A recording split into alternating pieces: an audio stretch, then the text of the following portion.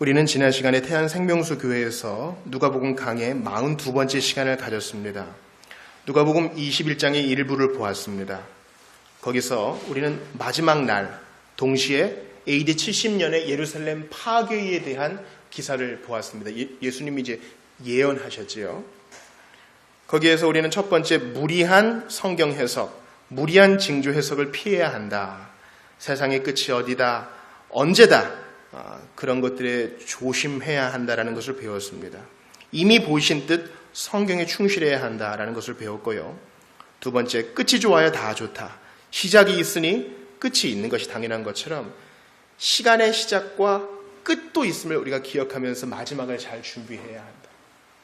예수님이 올라가시자 사람들이 이렇게 쳐다봤을 거 아니에요? 근데 구름이 이렇게 가리웠어요. 그러자 갈릴리 사람들아, 어찌하여 하늘만 보느냐, 그죠? 근데 반대로 예수님이 재림하실 때도 그 구름 속에서 구름을 타고 오실 거라 했어요. 그러니 우리는 마지막을 준비해야 합니다. 우리의 세대 가운데 주님 재림하시지 않으면 우리는 죽음 그 너머에서 예수님을 보게 될 거예요. 우리가 학교 들어가면 졸업식이 있잖아요. 인생의 졸업식, 죽음 이후에는 예수님 만나게 될 거예요. 그거 준비해야 합니다. 마지막으로 세상에 흉흉하고 제 아무리 어려운 시험이 있다 할지라도 주님의 돌아주시는 사랑, 너희 머리털 하나도 상하지 않으리라. 이런 약속 누가 해줄 수 있어요? 누가 해줄 수 있어요? 우리는 머리털이 어떻게 빠지는지도 잘 감각하지 못하는데 주님은 걱정하지 말아라. 내가 할 말 다 생각나게 해줄게. 두려워하지 마라. 잡혀가도 걱정하지 마. 우리는 사도행전에서 사도들의 깡을 봅니다. 두려워하지 않고 너희 말을 듣는 것이 옳으냐, 하나님 말씀을 듣는 것이 옳으냐. 핍박 당하는 것을 기뻐했다 그랬어요. 이런 고난을 당하기에 합당한 자로 여겨주신 것을 기뻐했다 그랬어요. 우리는 따라서 두려워하지 말아야 합니다. 죽어도 영광되도다. 하나님 앞에 죽음을 두려워하지 않는 유일한 종류의 사람이 있으니 바로 그리스도인인 것입니다. 오늘 우리는 22장 6절까지 봤습니다. 즉 가룟 유다까지 보게 된 것이죠. 여기에서 이제 항상 깨어 있으라라는 말씀을 제목으로 하나님 말씀을 좀 살펴보기를 원해요. 여러분, 항상 깨어 있어야 하는 이유가 20절부터 오늘 본문의 38절까지 나와 있습니다. 우리 21장의 후반을 볼 때 반드시 두 가지를 동시에 기억하셔야 돼요. 동시에. 첫 번째는 AD 70년경의 예루살렘 성이 무너지는 것에 대한 예언이에요. 그죠? 돌 위에 돌 하나도 있지 않을 것이다. 20절 보세요. 너희가 예루살렘이 군대들에게 에워싸이는 것을 보거든. AD 70년에 누가 이 성을 무너뜨렸어요? 베스파시우스의 아들 타이투스 또는 디도 이렇게 얘기해요. 완전히 무너뜨려서 뭐 하나 남았습니까? 통곡의 벽만 남기고 다 없애버렸다는 것이죠. 1차적으로는 그거예요. 그러나 2차적으로는 세상의 마지막, 우리 예수님의 재림까지를 내다보는 것입니다. 27절 보세요. 우리 27절 어린이들이 한번 읽어볼까요? 시작! 그때에 사람들이 인자가 구름을 타고 능력과 큰 영광으로 오는 것을 보리라. 그렇습니다. 예루살렘 성의 시작이 있었고 끝이 있었던 것처럼 세상의 시작이 있었던 것처럼 마지막이 있으니 그때가 인자. 다니엘서에서는 그 인자를 예수님으로 말하고 있어요. 인자. 그 화롯불 가운데 풀무불 가운데 같이 걸었던 그 인자. 그 인자가 구름 속에 나타날 때의 세상의 끝이 있는 것을 알아라. 이렇게 말하고 있습니다. 여러분, 이런 날이 올까요? 당시에 헤롯 성전은요, 세계의 불가사의라고 여길 만큼 아주 큰 건축물이었어요. 근데 사람들이 그 얘기를 듣고 이 성이 어떻게 무너져? 이 성전이 어떻게 무너져? 혀를 찼을 거예요. 이 세상을 보면서 얼마나 군대가 튼튼하냐, 얼마나 문명이 발달되어 있느냐, 얼마나 사람들의 지성이 높으냐, 끝이 있으면 뭐가 있느냐, 우리는 우주에 나가라도 살 수 있지. 그렇게 얘기하는 자들에게 주님은 이 일이 갑자기 순식간에 주의 권능으로 이루어진다고 말씀하셔요. 여러분, 우리 지난주에 하루 사이에 온도가 10도 뚝 떨어지지 않았습니까? 그렇게 주의 재림이 임할 거예요. 우리가 멀쩡히 살고 있다가 건강 염려하지 않던 사람에게 하룻밤 사이에 병원 신세를 지는 일이 있지 않아요? 우리 경민이 형제도 어제 통화하다 보니까 장염인 줄 알고 병원 갔더니 결석이라 그래서 계속 지금 진통제 맞고 있답니다. 아직 내일이나 돼야 의사를 만날 수 있으니까요. 우리의 마지막이 그럴 것입니다. 주의 재림이 그와 같을 것이에요. 온 세상의 냉방기를 다 켠다 해도 이러한 계절의 변화 일으킬 수 있겠습니까? 못하죠. 오히려 더 더워지면 더워지지 그렇게는 못할 것입니다. 그러나 주님께서, 여상하신 주님께서 큰 능력으로 계절을 바꾸시는 것처럼 주님께서 큰 능력으로 임재하시고 마지막 날에 재림하신다는 사실 앞에 우리는 두려워 떨며 우리의 마지막을 준비해야 한다는 사실입니다. 자, 그러면 어떻게 항상 깨어 있어야 하는가? 첫 번째는 기도로 깨어 있어야 합니다. 여러분, 오늘 본문에 34절을 보세요. 34절은 암송 선구이기 때문에 한번 같이 읽어보겠습니다. 모두가 다 암송하는 마음으로 오늘 본문의 34절을 읽어봅니다. 시작. 너희는 스스로 조심하라. 그렇지 않으면 방탕함과 술 취함과 생활의 염려로 마음이 둔하여지고 뜻밖의 그날이 덕과 같이 너희에게 임하리라. 스스로 조심하라. 이것이 오늘 설교 제목이에요.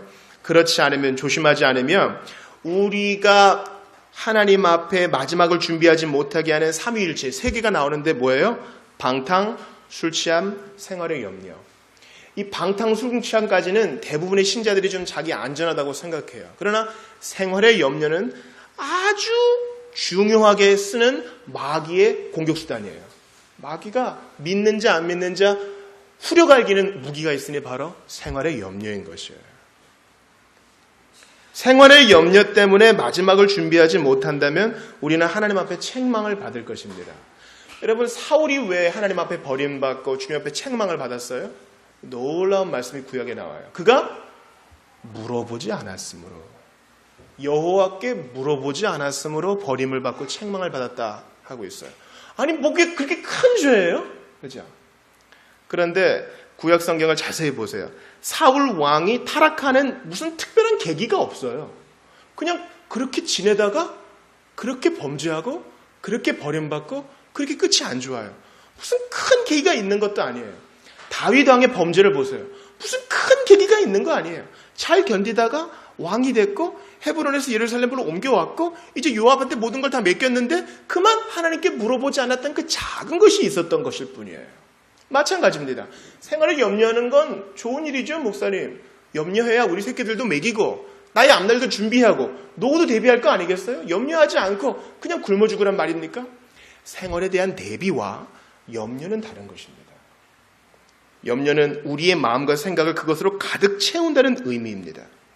생활을 염려하는 것만큼 미 전도 종족과 우리나라의 복음화와 우리나라의 양극화와 남북의 하나됨과 유리창 청소하다가 건물에서 떨어진 탈북자 걱정하고 있는가? 우리는 돌아봐야 한다는 것입니다. 자, 이렇게 마음이 굳어지지 않고 항상 깨어 있으려면 기도해야 한다고 주님이 첫 번째로 말씀하세요. 36절 어른들만 읽어보겠어요. 어른들만 시작. 이러므로 너희는 장차 올 이 모든 일을 능히 피하고 인자 앞에 서도록 항상 기도하며 깨어 있으라 하시니라. 우리 학생들 잘한 일이 있건 잘못한 일이 있건 개인적으로 선생님 앞에 서는 것은요 두려운 일이에요. 내가 뭐 잘못한 게 있나? 그런데 선생님보다 형사보다 더 크고 위대하신, 판사보다 더 위대하신 창조주 하나님 앞에, 인자 앞에 우리가 개인적으로 딱 설 때 두려움이 없어야 하고 할 말이 예비되어 있어야 합니다. 그저 그렇게 살다가 나름대로는 애썼는데 성경에서 요구하는 것을 준행하지 못하여 그분 앞에서 부끄러움을 당치 않으려면 항상 기도해야 한다. 이것이 오늘 첫 번째 대지인 것입니다. 여러분, 기도는요 우리가 신앙생활하면서 가장 많이 듣는 얘기 중 하나일 거예요. 기도에 대한 세미나도 많고 책도 많습니다. 그런데 막상 하지는 않아요. 가장 좋은 기도의 방법은 시간을 정하여 또 나의 장소를 정하여 일정하게 기도하는 것이 가장 좋아요. 그러나 현대인이 얼마나 바쁩니까?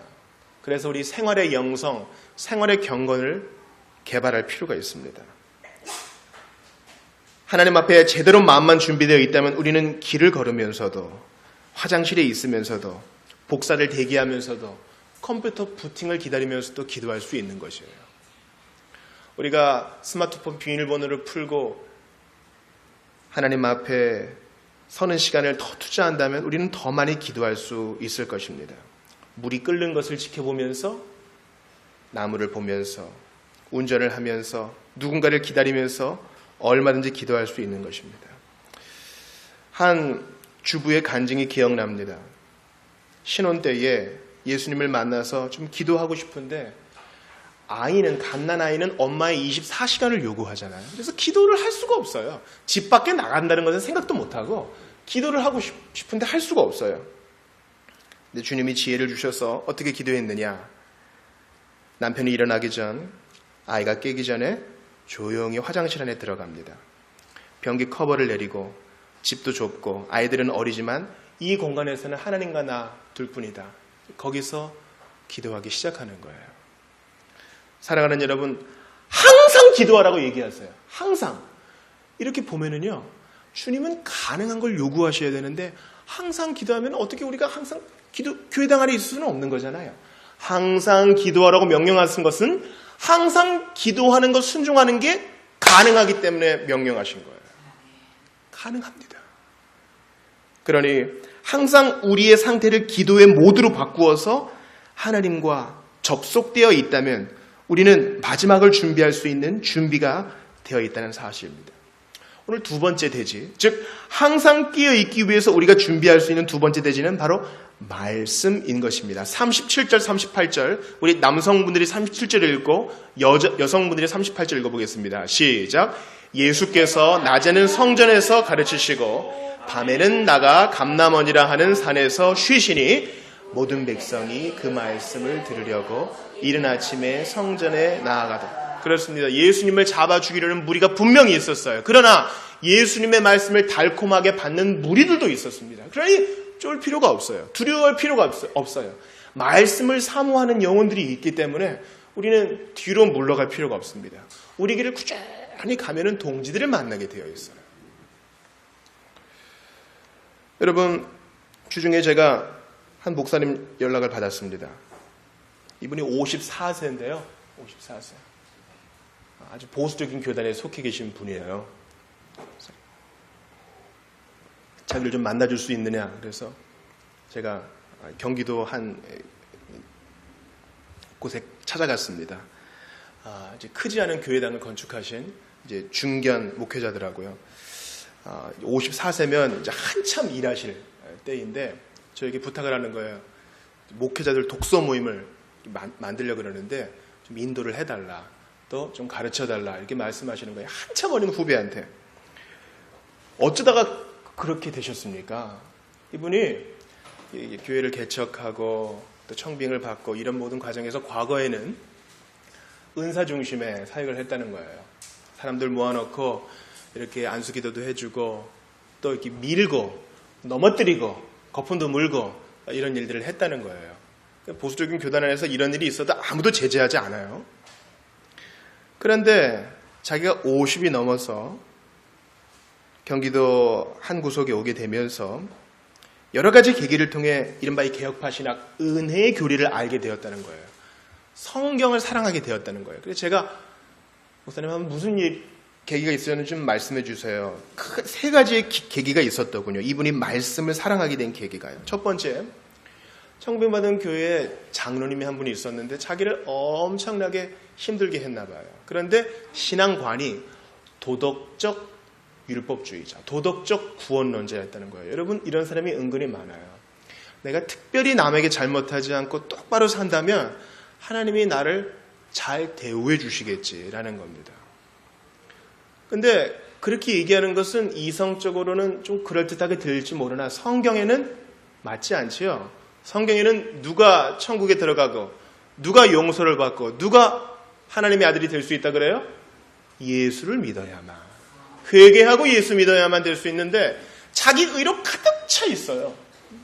나는 예배 시간에 늦지도 않았고 헌금을 빼먹은 적도 없고 술, 담배도 하지 않았으며 가정에서 특별히 나쁜 짓도 안 했어. 바람도 안 폈고 항상 봉급을 아내에게 잘 갖다 줬어.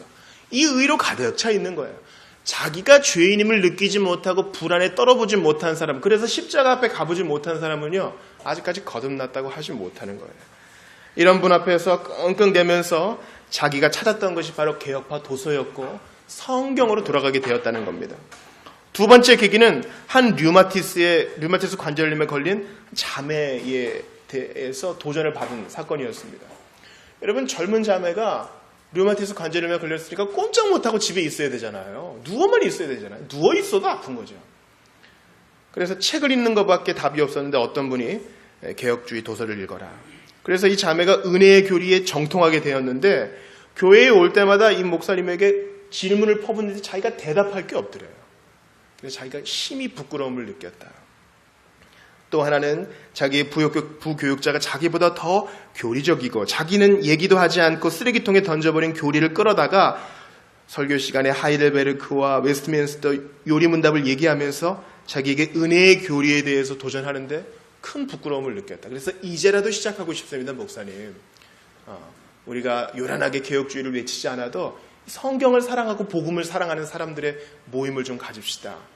저는 이런 얘기를 들으면서 저에게 먼저 전화를 주고 찾아주신 이 선배님이 참 대단하다 이렇게 여겼습니다. 여러분, 우리가 혼자가 아니에요. 바알에게 무릎 꿇지 않은 7,000명이 남아 있습니다. 뒤로 물러나고 남들과 비교하면 이미 진 거예요. 예수님이 예루살렘 성 밖에서 이슬을 맞으셨든지 친구의 집에서 주무셨든지 밤을 보내시고 아침에 탁 들어오시면 그분의 말씀을 듣고자 모이는 사람들이 있었어요. 그러니 두려워하지 마십시오. 그리고 우리가 이렇게 말씀을 사모할 때 항상 깨어 준비할 수 있으며 언제든 하나님 앞에 설 대비가 되어 있는 것입니다. 성경에 써 있잖아요.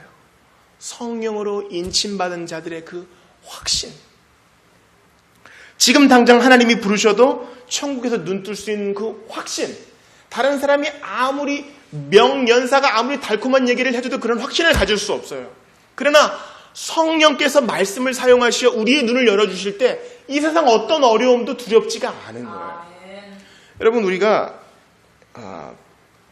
스마트폰 없이는 좀 두려운 세상이 되었잖아요. 기사를 넘겨보고 옛날에 우리 어른들은 조간을 보고 석간을 보고 그렇게 신문을 보던 때가 있었습니다.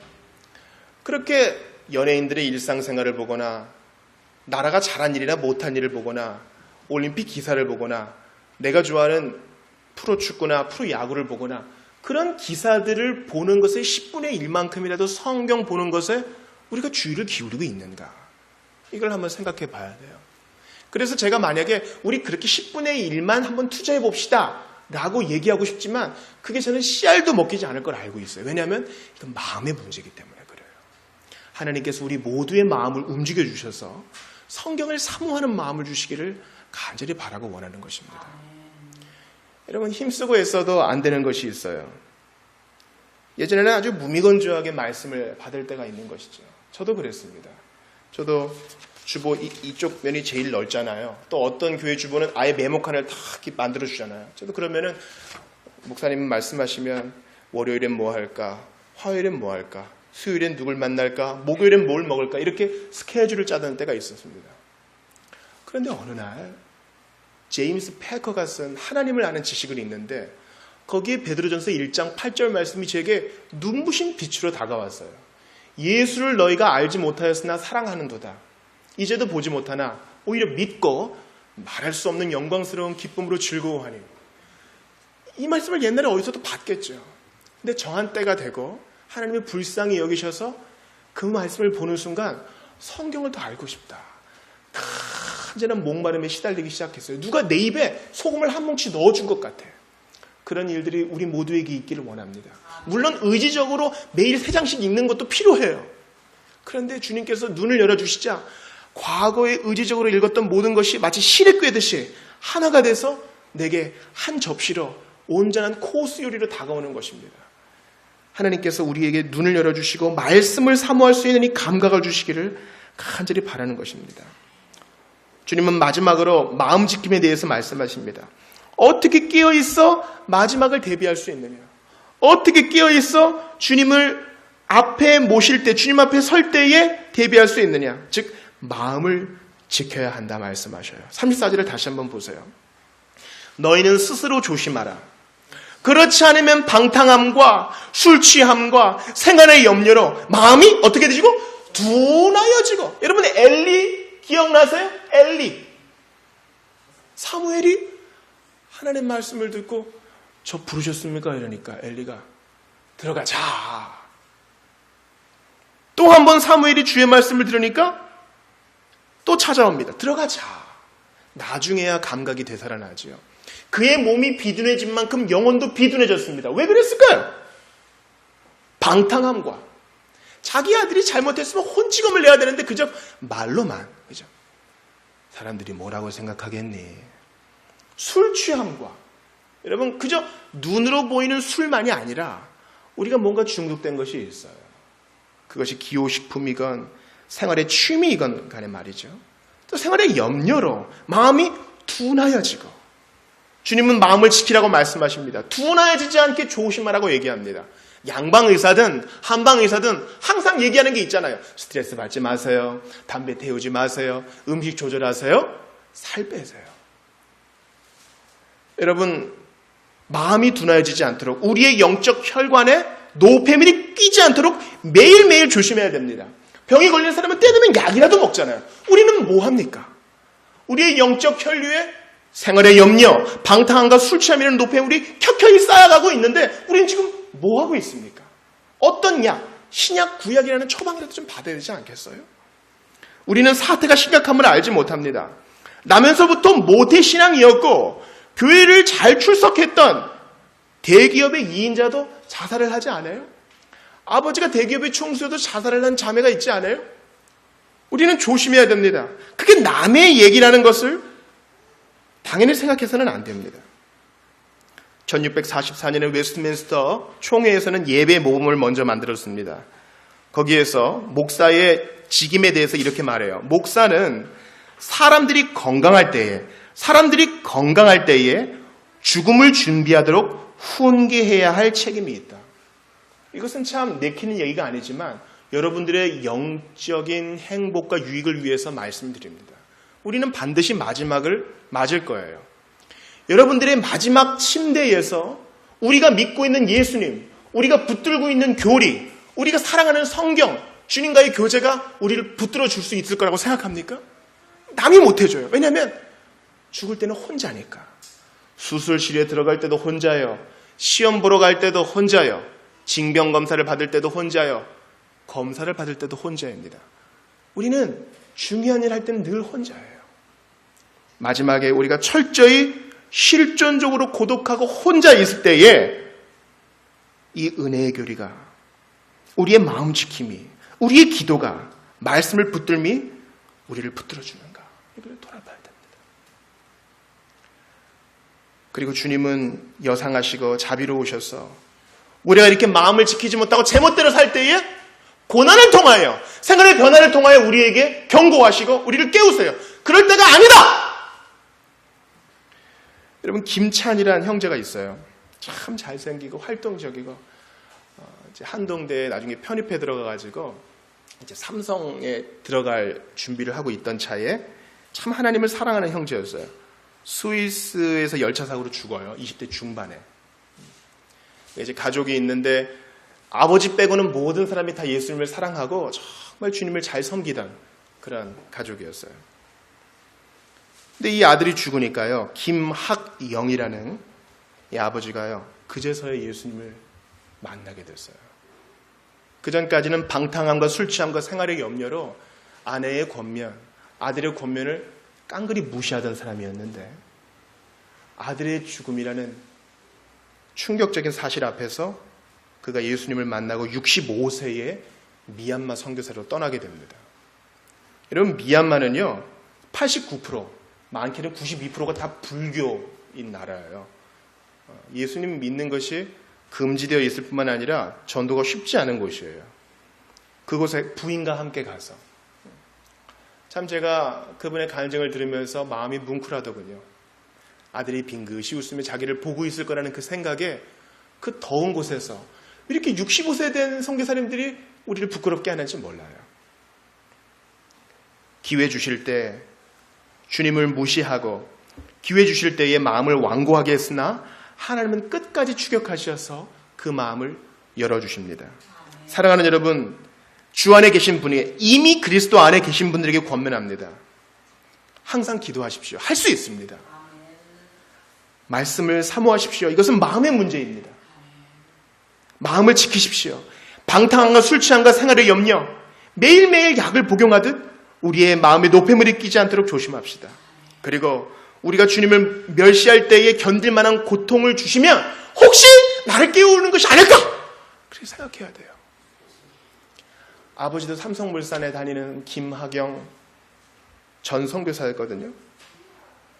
그런데 아들의 죽음 까닭에 예수님을 만나게 된 것입니다. 헛된 죽음이 아니었어요. 여러분, 우리가 22장 1절부터 6절까지 가룟 유다를 봤잖아요. 가룟 유다에게 무슨 특별한 일이 있었던 게 아니야. 그렇지 않아요? 예수님께 한 대 맞았다든지 다른 제자들이 뭐 딸을 시켰다든지 그런 게 아니에요. 생활의 염려, 방탕과 술 취함, 매일매일 오는 공격을 잘 막아내지 못한 겁니다. 그러다가 넘어진 거예요. 하나님이 아벨의 제사는 받고 가인의 제사는 안 받았어요. 얼굴이 부그럭풀그럭 시뻘겋져가지고 열받아 있을 때 하나님이 가인에게 뭐라 그랬어요? 죄가 네 문 앞에 엎드려 있으나 너는 죄를 다스릴지니라 그랬어요. 그 우리의 늘 해야 되는 일이죠. 마음의 지킴이에요. 가룟 유다는 그것을 못했던 것이에요. 기도와 말씀, 마음 지킴으로 마음을 잘 지키지 못하면 우리도 얼마든지 예수 팔아먹는 가룟 유다처럼 될 수 있다는 사실을 기억하면서 이번 한 주 마음을 잘 지키시기를 바랍니다. 그리스도 밖에 계신 분들에게 권합니다. 성경은요, 유다와 같은 나, 우리 모두가 다 유다와 같이 마음을 잘 지키지 못했다. 유다, 예수님께 부름받은 사람 아니에요? 그런데 팥죽 한 그릇에 장자권을 팔아버린 에서처럼 우리가 그렇게 주님이 주신 축복을 내던진 사람이라 그렇게 말해요. 성경은 그래서 모든 사람은 죄인이라 라고 얘기하시지요. 주님이 이렇게 마음 지키지 못한 우리를 깨워주시려 인간의 몸을 입고 오셨습니다. 인간들에게 맞으셨습니다. 인간들에게 침뱉음을 당하셨습니다. 인간들이 못을 박았습니다. 인간들이 죽였습니다. 왜요? 죄인 사랑하시려, 천국을 주시려, 아들 삼아주시려 이렇게 하신 것입니다. 돈을 받고 예수를 판 가룟 유다, 남의 얘기가 아닙니다. 우리 모두가 이러한 모습을 가지고 있습니다. 그리스도 안에 있으신 분들은 기도와 말씀과 마음 지킴으로 마지막 날을 잘 대비하십시다. 아직까지 예수가 누구인지 모르신 분들은 내가 예수 팔아먹는 죄인임을 꼭 깨달으셔서 주의 은혜로 구원받아 천국에서 함께 만날 수 있기를 간절히 바라는 것입니다. 우리 이 시간 좀 같이 기도합시다. 사랑하는 여러분, 오늘 본문은 예수님이 이제 돌아가시기 며칠 전 얘기예요. 근데 며칠만 있으면 죽어요. 처참하게 죽어요. 그런데도 일상적으로 하시는 말씀 사역을 하셔요. 나 같으면 도망가고 싶을 텐데 나 같은 거 사랑하셔서 무리들에게 조금도 숨기지 않고 하나님 말씀을 하셔요. 이렇게 좋은 예수님 소유하십시오. 거절하지 마십시오. 무시하지 마십시오. 우리는 언제 주님 옆에 서게 될지 몰라요. 항상 기도하셔야 돼요. 말씀을 붙드셔야 돼요. 교회에서만 그리스도인일 수 없어요. 우리는 24시간 365일 그리스도인이어요. 하나님이 우리를 지켜보고 있어요. 우리가 정신 차리지 않으면 견딜 만한 고통을 통해서도 우리를 부르셔요. 그만큼 주님께서 우리를 사랑하기 때문이에요. 사랑하지 않으면 그냥 내버려둬요. 네 맘대로 살아라, 포기해버려요. 주님은 그렇게 하지 않아요. 추격해요. 사냥개처럼 추격해요. 뒷목을 물어요. 죽으려고 무는 게 아니에요. 돌아와서 순종의 자리에 서라, 복받는 자리에 세우기 위해서 그렇게 하시는 거예요. 주님이 부르십니다. 그 부르심을 무시하지 마세요. 마지막을 잘 대비해서 영광스러운 나라에서 눈 떠야 될 것 아닙니까? 하나님께 칭찬을 드려야 될 것 아닙니까? 그리스도 안에 계신 분들은 기도와 말씀과 마음 지킴으로 이번 한 주 살 수 있도록 도와주시옵소서. 아직까지 예수 모르시는 분들은 예수님, 가룟 유다와 같은 나를 용서하시고 나를 만나달라고 한번 같이 기도합니다. 하나님 아버지, 간절히 기도합니다. 슬기로운 열천원처럼 기름을 준비하지 못하고 내 멋대로 사는 저를 불쌍히 여겨 주시어서 방탕으로 노폐물 끼지 않도록 도와주시기를 간절히 바라고 원합니다. 아버지 하나님, 도와주시옵소서. 항상 끼어있기를 원합니다. 도와주시옵소서. 아버지 하나님, 도와주시옵소서. 하나님 아버지, 함께해 주셔서 부끄럽지 않도록 주님 앞에 설 수 있도록 저 자신을 붙들어 주시옵소서. 게으른 것 나태에 빠지지 않도록 도와주시옵소서. 주 예수님께서 구원하신 것을 받아들이는 모든 사람들이 될 수 있도록 도와주시고, 그리스도 안에 있지만 여전히 방탕함에 빠져있는 자들을 용서하여 주셔서 다시 한번 주 예수 그리스도라는 기치 아래 모이는 군사가 될 수 있도록 도와주시기를 간절히 바라고 원하옵나이다. 우리 하나님 함께하여 주시옵소서. 우리 주님 붙들어 주시옵소서. 돌과 같은 마음 부수어 주시고 하나님 앞에 깨어나갈 수 있도록 도와주시옵소서. 하나님 아버지, 돌과 같은 마음 부수어 주시옵소서. 우리 주님 도와주시옵소서. 간절히 바라고 원합니다. 하나님 아버지, 아직 피로가 안 풀려서 깨지 못하는 것이 아니라 잠에 취해서 깨지 못합니다.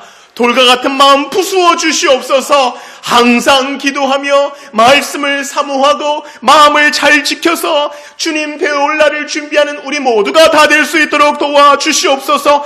영적 혈류 가운데 방탕함과 술 취함과 생활의 염려라는 노폐물을 끼지 않도록 성령이여 마음 잘 지키게 하여 주시옵소서. 그렇게 하지 못하면 가룟 유다처럼 범죄하게 되고 다윗처럼 범죄하게 되고 사울처럼 버림받게 될까 두렵사오니 하나님 마음 잘 지키며 영적 여정을 군사처럼 잘 걸어가는 우리 모두가 다 되게 도와주시옵소서. 아직까지 예수가 그리스도인 줄 모르는 영혼 깨워 주시옵소서. 돌과 같은 마음 부수어 주시옵소서. 가룟 유다와 같은 나, 예수 팔아먹는 나, 그분이 좋으신 분인 줄 모르는 나를 위해 죽으시고 부활하시고 지금도 영광 가운데 높이 드신 그 주님께서 지금도 부르고 계시니 어떠한 방법을 통해서든지 우리를 깨우고 계시니 믿음으로 반응하며 예수님 나 여기 있습니다 나아가는 우리 모두가 다 되게 하여 주시옵소서. 예수님 이름으로 기도합니다.